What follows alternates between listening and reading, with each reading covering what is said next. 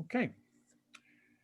I've read many times political poetry here, and on election day, I will have none of it. So I'm going to read a week from today. A good friend of mine is going to be on the Today Show at 8 o'clock Eastern time in the morning, and I have two poems that that deal with him, who is rather a lunatic over the years. The first one is when Chicky comes marching home again.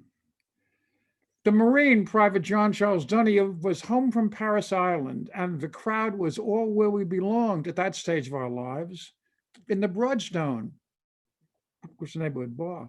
But there was sadness along with the joy because Private Dunnier was now going to Okinawa. Okinawa.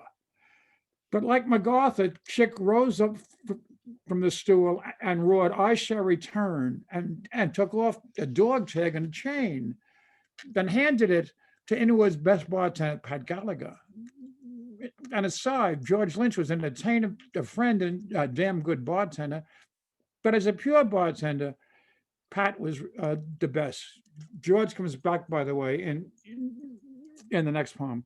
Pat always remembered what you drank, and after the third, there was always a knock on the bar. "This one's on me, Mac," and you never left after a buyback. Anyway, Pat takes the chain and fastens the dog tag to the big gold chain holding a large clock over the bar, and there it will stay until Chicken comes marching home again. Often over the next 18 months, some will point to the chain and offer the toast to Chicky, defending us in Okinawa. Okinawa. And then it happens, like MacArthur or John Wayne, Chick was delivered back to us and it's off to the stone. Pat Pat buys the few rounds for the bar. Chick reclaims his dog tag. The beer flows, and there is much singing and good cheer. After many hours, I take my leave. This has been a joyous occasion. The dog tag has been reclaimed, and Chicky has come marching home. It's a pity I didn't stay longer to see our hero get in the fight by the pinball machine, hit the other miscreant over the head with the iron puck, and get barred from the joint. And the legend began to grow. And now Chick, the high school dropout, is usually the only one in the room with the masters from Harvard. And the reason he's going to be on the Today Show is the book that he wrote. And the story begins November 1967. The story begins in Doc Fiddler's. The anti-war protesters were heating up, and some of my old neighbors weren't having any of it. The super patriot bartender, a bit crazy, was one of the most upset. The guys we have over there will think we don't support them. So he seized on a plan.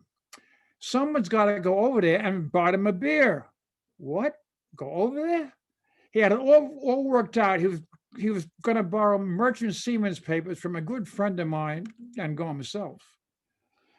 The friend, John Chick Dunnier, only a little less crazy at the time, knew he couldn't give up his papers, so he said, "I'll go." And so he did, with a list of locals and a lot of beer on an ammo ship, the SS Drake. On January 19th, 1968, the Drake anchored in Quinone, and Chick was off on his adventure. And 40 years later, it became a book. The book, the story of him hitching through the war zone in a matted shirt that made officers think he was CIA. The story of him conning officers that he was looking for his stepbrother to tell him that their mother had died. The story of him finding one local almost as soon as he got off the ship and thinking that it would be easy for the rest. The story of him finding another at an ammo base, then actually being picked up in the Jeep by another he was hitching. The story got more serious when he reached the fourth on the front lines and was issued a weapon when the enemy was sighted. the story got even more serious when he missed his ship departure and went to Saigon to look for another and got caught in the Tet Offensive. He eventually found the ship, which took him to Seattle and the plane ride to New York and a cab back to Doc Fiddler's. Since then, he has owned a bar, worked for years at the Sandhog, and got an MPA from Harvard without having a college degree. Hopefully, I have whet your appetite.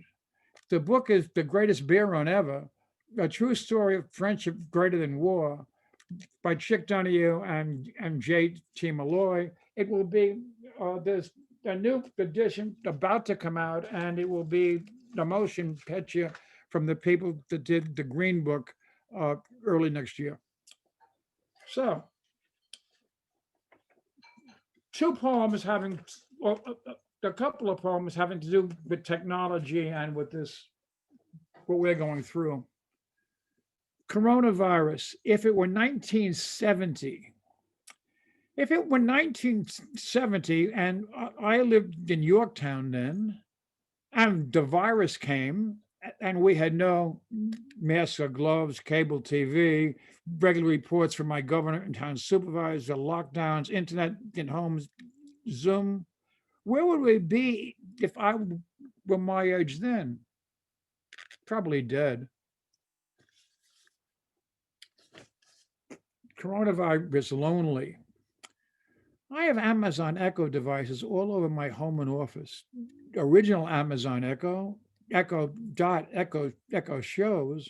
Now, all day after the tropical storm stole my electricity, I say, even shout, Alexa, weather, Echo time, computer play Don McLean, Alexa, what do the Yankees do? Echo, who is Hannibal Hamlin? Amazon, where's my stuff? And no one answers. It's very difficult. And one more on the technology of it. ET gave up. My home and office is populated by intelligent objects named Alexa, Amazon, Echo, and computer. We even have a. Sorry, I don't know that one. Oh, she heard me use her name. We even have a battery-powered wall clock that syncs with the network to ensure that the time is right. A blue light flashes when it connects. All worked very well for almost a year until Tropical Storm Isaias killed the electricity and the network. But the clock kept reaching out. The blue light would keep flickering as the poor clock kept attempting to connect for over a day. Then the blue light gave up. The time when its face went out of whack, nature had defeated technological mating. Very, very sad. David, do I have time? Couple more or no? Yep, go right ahead. If they're short, it'd be great. This I wrote during the virus.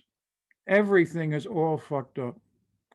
It started slowly, only 15 cases of some new bug, no big deal, right? Then it exploded, thousands of cases every day, people in hospitals, not enough bed, equipment, protective clothes, what a mess. Then came the lockdowns, business failing, schools closing, massive unemployment, stock market tumbling. Can't get any worse than this. Most of the population is home and watching television when we all see over and over and over a black man being killed by a white police officer kneeling on his neck, but two other officers holding him down. The black man, George Floyd, begs for mercy. He receives none, and we all see it. And the next days, we're all reminded of all the deaths like this that we did not see. The indignity that blacks face every day becomes a constant discussion on television. Whites, for the first time, begin to appreciate the depths of racism in our society. Blacks, many also, for the first time, get tired of waiting for things to get better. Both, in spite of the virus, take to the streets together to make the point that Black Lives Matter. As the virus goes through all states and cities, they rush to reopen, and citizens rush to beaches, restaurants, hairdressers, massage parlors, tattoo parlors, political rallies, many disregarding medical advice. And the infected hits a new high as it moves towards 4 million. The weather that was to kill the virus during the summer didn't get the message and had no effect. Medical experts tell us to expect the country to reach 200,000 by the end of the summer, and then the flu arrives to join forces with the first perpetrator. Wired magazine quotes scientists as explaining that our new heat drone will make it even more deadly. Did I hear someone saying everything is all fucked up? Why is all this happening? Nietzsche said God is dead, and many now agree with him. Is he or she out to prove him wrong? And the first poem that I wrote when I started all this 12 years ago, cashing a check, I just saw this wonderful line in a column in a motorcycle magazine. The mind writes checks that the body can't cash. The vision that many from the old neighborhood have of me is short and thin, with the Pepsi in one hand and a cigarette in the other. Others will remember me as tall and thin, hitting a jumper from the corner or throwing a no-look pass to a cutter. Others will picture me at the end of the bar in the Broadstone with no impact of Pall Malls and a half-finished beer in the bar. Don Gibson's "I Can't Stop Loving You" and the jukebox. Pat, one more and you have a chance. Age has taken the jumper. Diabetes has taken the Pepsi. Common sense has taken the cigarette and booze. I'm old and wiser and hopefully more tolerant. I am satisfied with my life, but just to be able once more to fake the man guarding me and to go up with a jumper and get nothing but net. To be able once more to cash that check.